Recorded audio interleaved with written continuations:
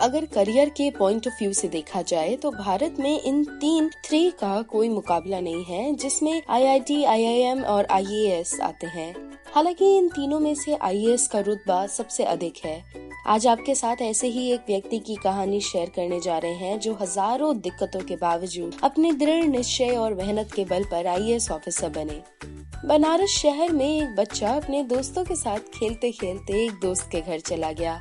दोस्त के पिता ने बच्चे पर चीखना चिल्लाना शुरू किया। उसने ऊंची आवाज में पूछा, तुम कैसे मेरे घर आ सकते हो? तुम जानते हो तुम्हारा बैकग्राउंड क्या है? अपने बैकग्राउंड वालों के साथ उठा बैठा करो।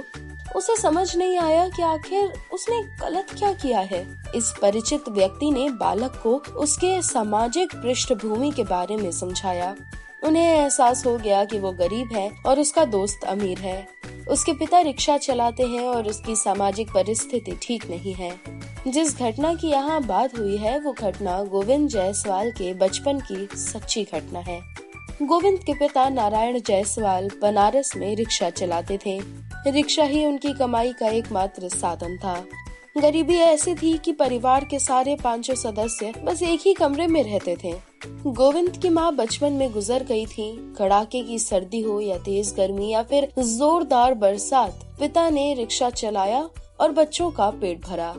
एक दिन जब गोविंद ने ये देखा कि तेज बुखार के बावजूद उसके पिता रिक्शा लेकर चले गए हैं, तब उसका ये संकल्प और भी मजबूत हो गया कि उसे किसी भी कीमत पर आईएएस बनना है।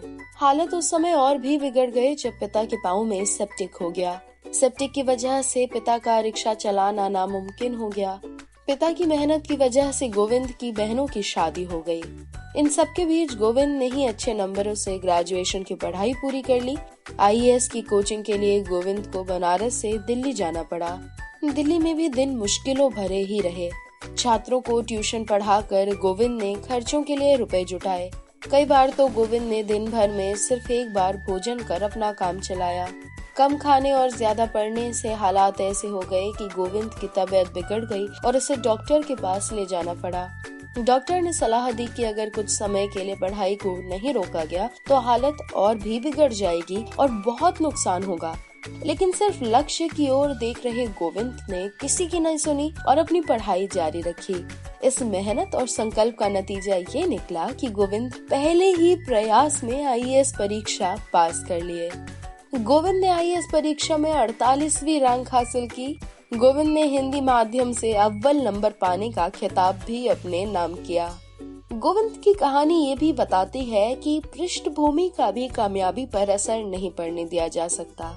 बैकग्राउंड अगर कमजोर हो तो भी मजबूत संकल्प और संघर्ष से सपनों को साकार किया जा सकता है।